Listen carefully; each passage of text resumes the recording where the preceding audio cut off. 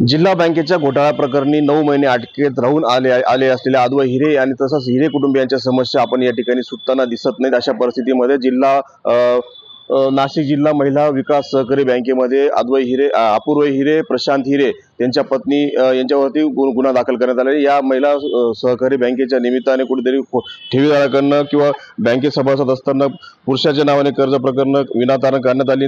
विनियोग न घेता विनोदबाह्य पद्धतीने कर्ज प्रकरण निकाली काढण्यात आली आणि कर्ज अक्षरशः NPA झाल्यानं मोठ्या प्रमाणावरती या ठिकाणी खातेदारांना देखील माहिती नव्हतं की ज्या पद्धतीने या ठिकाणी कर्ज प्रकरण पास करण्यात आले, नियमबाह्य पद्धतीने डावलून स्वतःच्या महात्मा गांधी विद्या मंदिर या संस्थेमधल्या कर्मचाऱ्यांच्या माध्यमातून त्यांच्या नावाने कर्ज काढण्यात आले आणि त्या कर्जाची परतफेड न झाल्याने हा मोठा खुलासा या ठिकाणी कर्जदारांना मिळाला आणि त्या पद्धतीने मालेगाव शहर असेल, नाशिक जिल्हा असेल, हिरे कुटुंबियांच्या व्यंकटेश बँकेचा घोटाळा प्रकरण नुकतंच असताना देखील आता पुन्हा घोटाळा प्रकरणी हिरे कुटुंबीय अडचणीत आले। ज्या पद्धतीने वारंवार होणाऱ्या घोटाळ्यांमुळे हिरे कुटुंबीय या ठिकाणी मोठ्या प्रमाणात अडचणीत येत आहेत आणि ज्या पद्धतीने कर्ज प्रकरण NPA होऊन जवळपास 17 कोटी रुपयाचा या ठिकाणी सावकारवाडा पोलीस स्टेशन नाशिक येथे त्यांच्यावरती गुन्हा दाखल करण्यात आलेला आहे।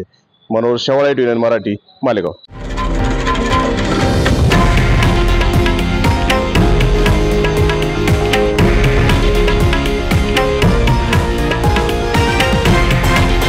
हे आहे देशातील नंबर 1 न्यूज नेटवर्क आणि आपण पाहत आहात TV9 मराठी, एकमेव।